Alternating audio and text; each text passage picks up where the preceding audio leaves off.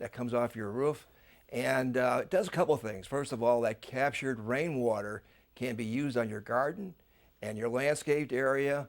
And the second big part of this is if you did not capture that water would eventually go down to your storm drains and into the ocean and pollute the ocean. So it has two major functions. One is to capture that water so it can be reused for your lawn and for your landscaped area. The program is actually